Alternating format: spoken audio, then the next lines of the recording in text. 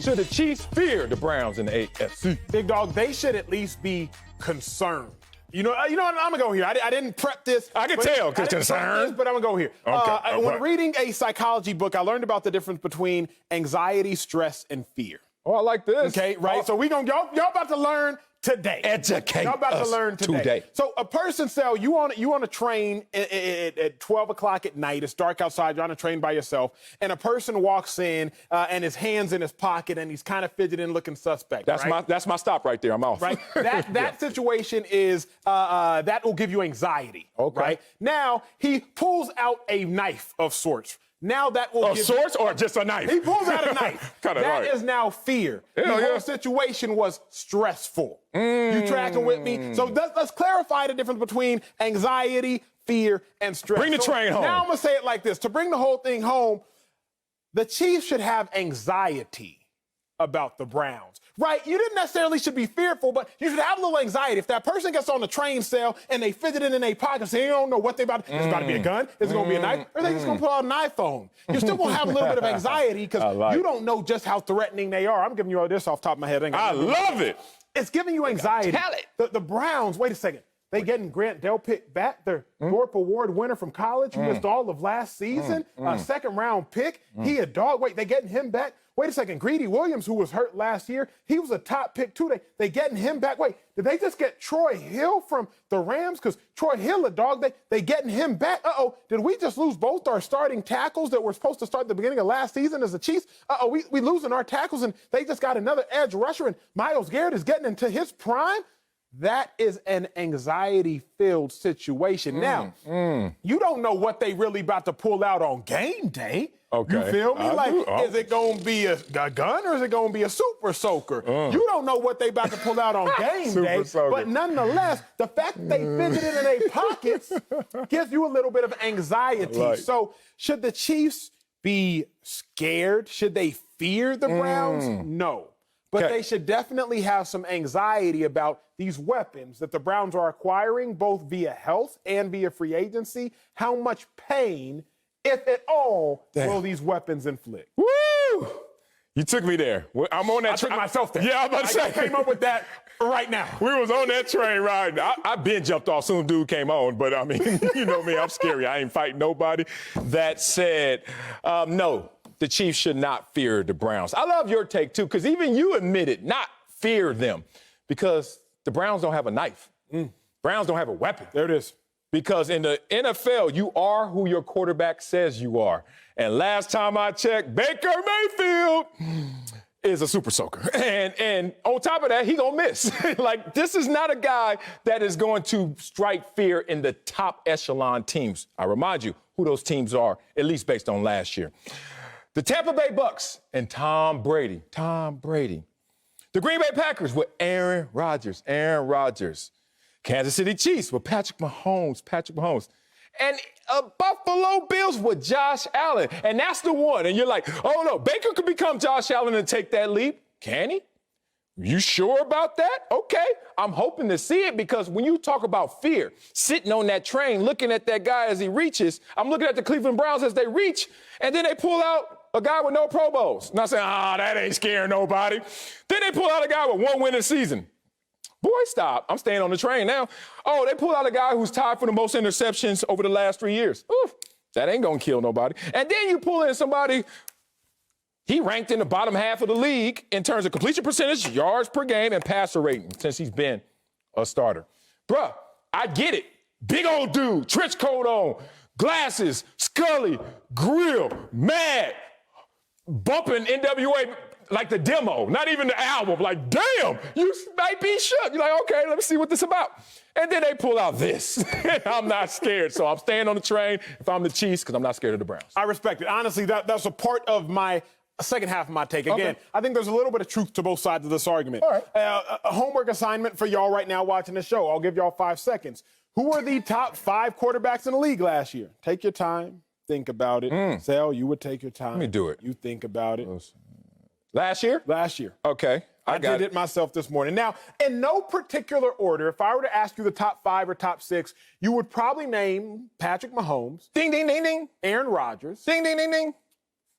Tom Brady. Ding, ding, ding, ding. Josh Allen, is he in your top 5, top 6? Close. I ain't write his name down. My top 5. You name Russ. Russell. You might probably name Deshaun, and then you Josh Allen.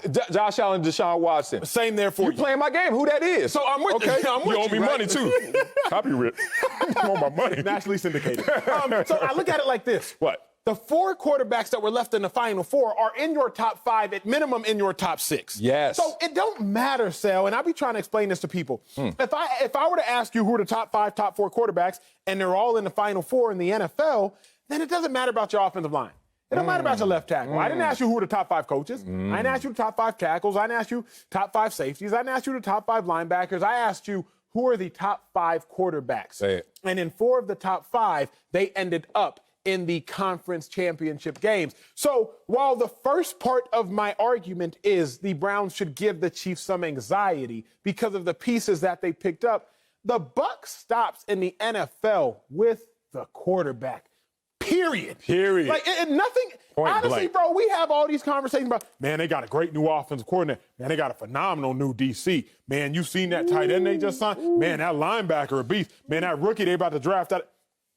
None of that matters. Man. Who is your quarterback? Now, we can go the year before when you have Patrick Mahomes and Ryan Tannehill. But even Ryan Tannehill was a dog the last 2 years. Yeah. People just didn't respect him. Yep. Now, on the other side, you got Jimmy Garoppolo, Aaron Rodgers. Aaron Rodgers, obviously, always great. Jimmy G, I think we're still trying to figure out. But even if you want to go the last 8 quarterbacks, 7 of the last 8 have been top 5 quarterbacks in that season. So the Browns, I think, will make some noise. They will scratch and claw, but the limiting reactant of NFL success is always going to be the quarterback position. Patrick Mahomes still head and shoulders above Baker. Man, you over here talking anxiety, fear, stress, life lessons. Let's keep going with the life lessons, because so many times in this world, people can get confused. They can get deluded into thinking that life is this and that, and this ism and that ism.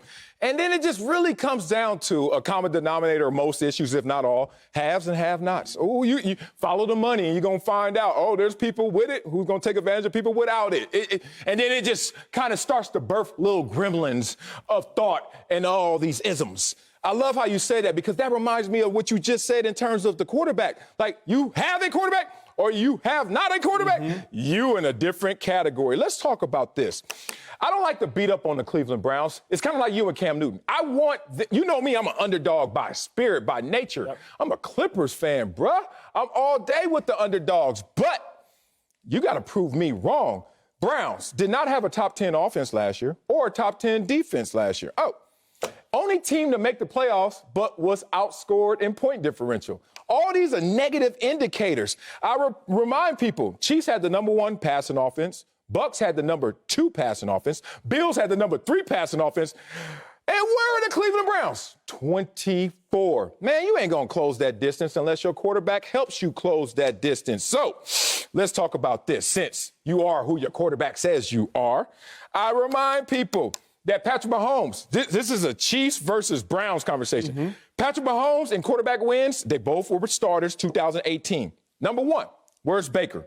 13th. Chiefs, first in points per game. Browns, 18th. Yards per game, Mahomes is first, Mayfield 18th. Touchdowns, Mahomes is first, Baker Mayfield 10th. Finally, your top 10 is something. Passer rating, Mahomes is second, Mayfield is 23rd. I hate to do this because it's the ultimate team game, but if Baker Mayfield doesn't close the gap, it ain't happening. Can we go sociological for a second? Man, that's what we do in this life. It's almost like the limiting reactant, and yes, there are outliers in life. Okay. But the limiting reactant, for the most part, of success is education. Yes. People ask me, Acho, what would you do to reconcile so many of these issues in our society? Education. Education. You can almost whittle away sex at times. You can whittle away skin color. It boils down to a limiting reactant of education. Now, we can start to deduce why everybody doesn't get an equal opportunity at education. That's a separate conversation. But the limiting reactant, outside of several outliers, is education. The limiting reactant of NFL success is QB play. It always has been, and it always will be. Now, you can ask who your mama and daddy is. You can ask what skin color you are. You can ask, what gender do you identify with? You can ask, what country were you born in? You can ask all these different things to try to get a better idea of life success, a better idea of monetary gain throughout the course of life. But really, if you say like, hey, what's your desire to be educated and what's your educational background, that's a big indicator of success in the same manner that who your quarterback? You know, you're like, oh, Bill Belichick is your coach. That's great. Okay, who's your special teams coordinator? Okay, that's cool. Okay, who's your defensive coordinator? Okay, great. But who's your quarterback? You went to Columbia? Oh, okay, bet. Okay. Like, oh, okay, you went to Texas? Oh, you're good too then. But you know adjacent. No, I do rock with you. Golly, I could do this topic forever. That said, forget all that. They had a moment of truth last year. Didn't they see each other in the playoffs? And didn't Patrick Mahomes get knocked out of that same playoff game? And with 7 minutes remaining in the third quarter, Baker Mayfield had a chance to show and strike fear in the Kansas City Chiefs. You know what he did? Just outscored them 7-3. And my man Chad Henne brought it home. You can't beat the backup. You can't beat the backup. How you going to deal with Patrick Mahomes and the Chiefs when the real man is there?